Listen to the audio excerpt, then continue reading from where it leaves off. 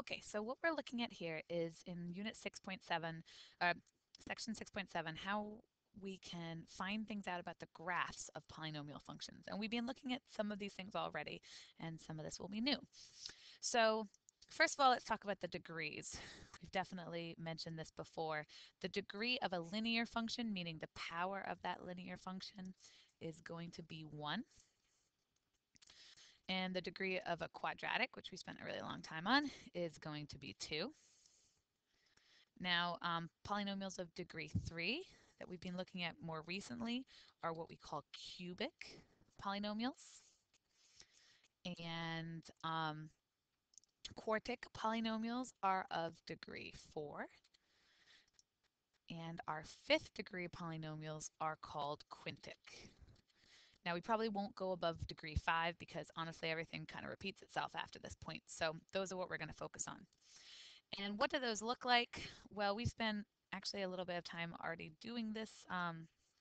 In the past, we've kind of seen what they look like. Let me kind of draw a quick graph of what they'll look like. So if this is, hold on a second, if this is your XY plane, and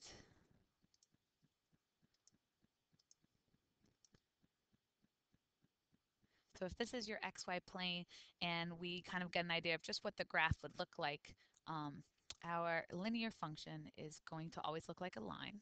So that would just be a regular line, no bends, nothing different. Our quadratic, those are going to look like a parabola, a U-shaped curve. Our cubic functions, those kind of look like two parabolas together. We've seen these a little bit more recently.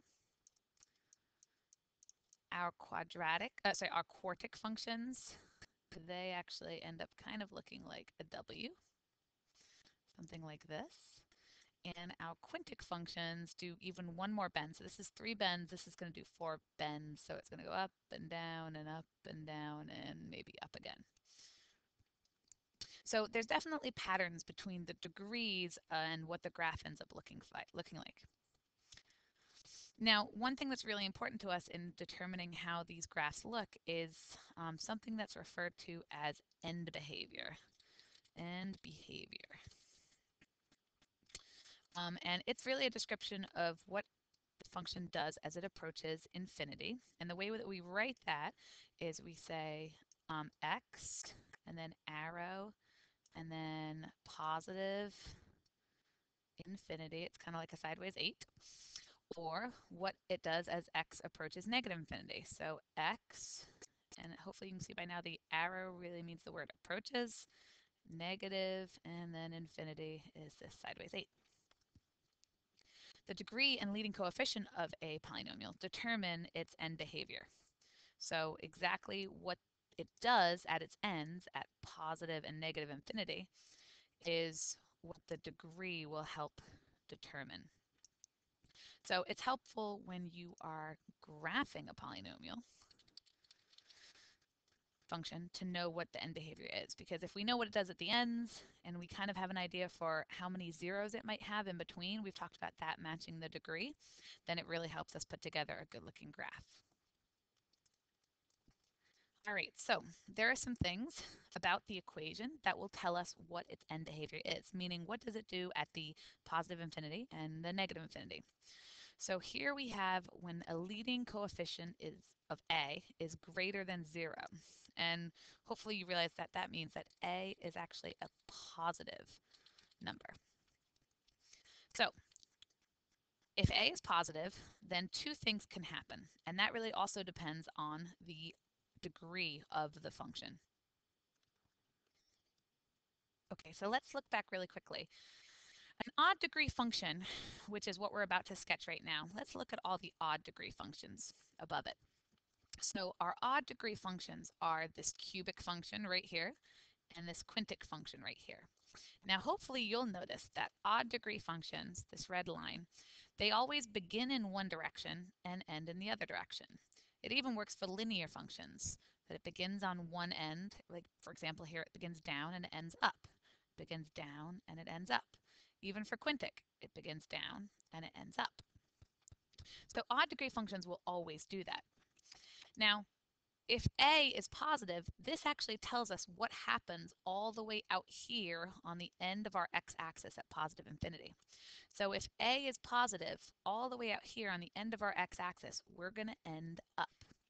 So how do we write that? Well, we say as x approaches, sorry, that should be approaches infinity, which is a symbol that I have. So as x approaches infinity, and we mean, in this case, positive infinity, meaning it comes all the way out here to the end of the axis, our function, and our function's name is p of x, it actually approaches, what does the function do? It will also approach positive infinity.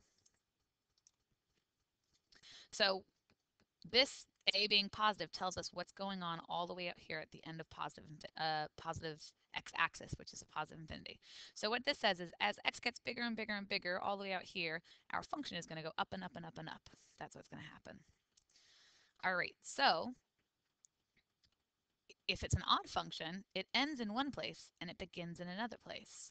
So it actually tells us that we know what's going to happen all the way down here, all the way down at our negative numbers as well. Okay, so what will happen here? So as x approaches negative infinity,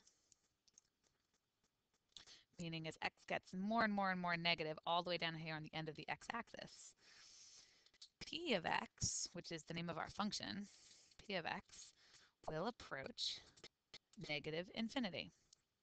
Now, the reason it's approaching negative infinity is because it ends in the opposite location of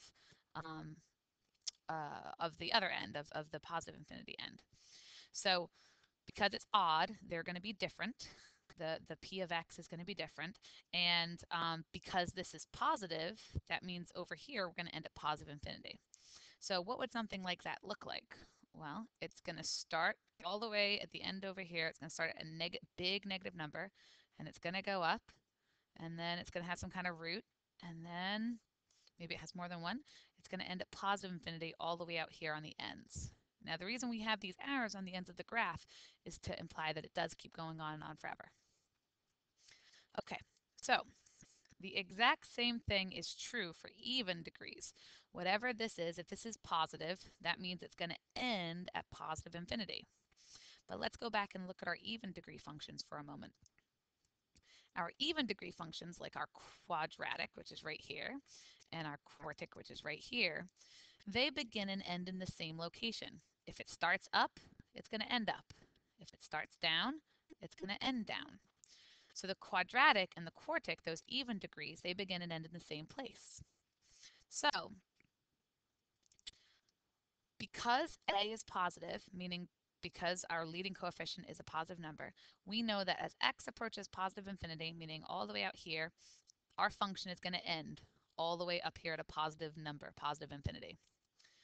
However, because it's even, our function is going to begin and end in the same place. So as x approaches negative infinity, meaning all the way down here, p of x, our function, will not go to negative infinity in this case. It will go to positive infinity because even degree functions begin and end in the same location. And what would that look like? Well, if it starts at positive infinity, that means it's going to start up here. It's going to come down. Maybe it will do a couple of things in between. We're not exactly sure. But it will end right back where it started at positive infinity. Okay. Now, the opposite is true if we have a leading coefficient that is less than 0, which basically means that a is a negative number. If a is a negative number, our functions now will end on a negative note, meaning they'll end down. So as x gets bigger and bigger and bigger for this function, it still is going to positive infinity. It's getting bigger and bigger and bigger. Because a is negative, our function will end down at negative infinity. So if we remember correctly, it's an odd function, and that means that our ends end in different locations. So if this ends all the way down here at a negative number, it means that we must have begun all the way up here at a positive number. So as x approaches negative infinity, meaning as we move all the way down the x-axis this way, our function must have started at positive infinity up here. And this would look very similar, except now we're going to start up and we're going to come down and we're going to end down. So as we move along the x-axis this way, our function starts up high, and as we move along the x-axis this way, our function goes down low. All right, let's do the last one. So now because a is negative, once again, our function will, as we get bigger and bigger and bigger, as we go towards our end, our function will go down because a is negative. Our function will end down. But because this is a even degree function, and we begin and end our function in the same way, as x approaches negative infinity, which is all the way out here at the beginning of our graph, it means that it must have begun at a negative number. So what does that look like? It means we began down at a negative number. We came up, we maybe had a couple of zeros in the middle, but then we ended up back down here at a negative number. If you need to take a second and pause this, go ahead and you can write down the notes.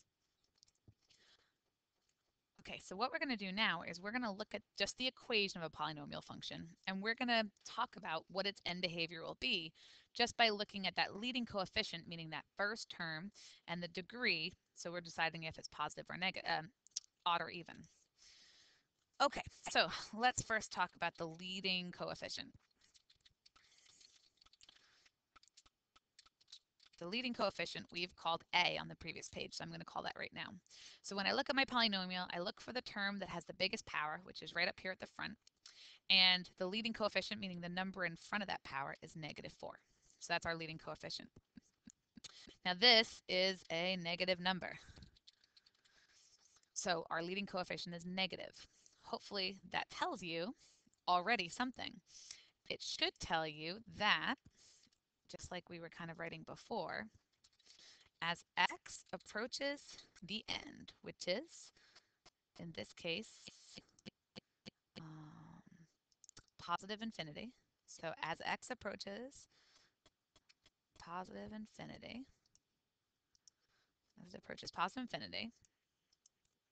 our function, and our function is p of x, will also approach positive infinity. That is true always based on what a is.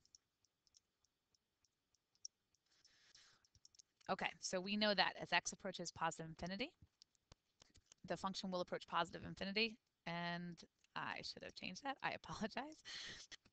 As x approaches positive infinity, the function will approach negative infinity, and the reason why is because the leading coefficient is negative. That's why. Okay, so now what else do we know about the function? Well, we know that the function is odd, and we know that because the degree of the function is equal to 3, which is an odd number.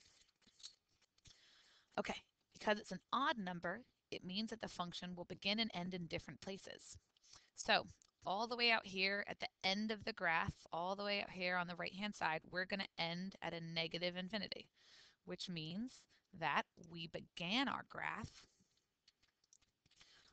in a different location because it's odd. So when we started at negative infinity, we must have started at positive infinity. And what that means is when I look at the graph on the left-hand side and I go all the way back, my graph should have been all the way up here at positive infinity because it ends in a different location than it begins. All right, let's try another one. In this function, we have a leading coefficient, which means the first number that we see, which is 1, and this is positive.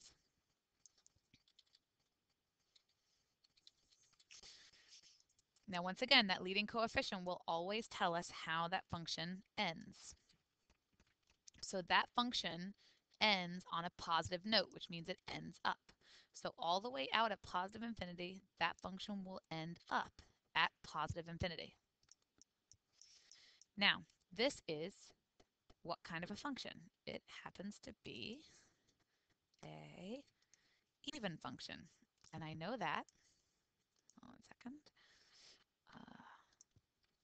I know that it is an even function because I know that its degree is 6. Now, because its degree is 6, that means that the function begins and ends in the same location. So if it ends up here at positive infinity, that means all the way back when it began, which is negative infinity, it began in the same location, which is positive infinity. All right, go ahead and pause and you can try the next two. All right, last but not least, we're going to try the same thing looking at graphs. And looking at graphs, we can see where it begins and ends. And so now we have to say, what does that determine about whether or not it is has an odd or even degree and whether or not it's positive or negative. So let's look at this first function. We can see, based on this first function, that the beginning is down here and the end is going up. So because it begins and ends in two different locations, that means that our function must be odd. So the degree is equal to odd. All right. Now, the degree is odd, which is great, and we have to now determine whether or not the leading coefficient is positive or negative.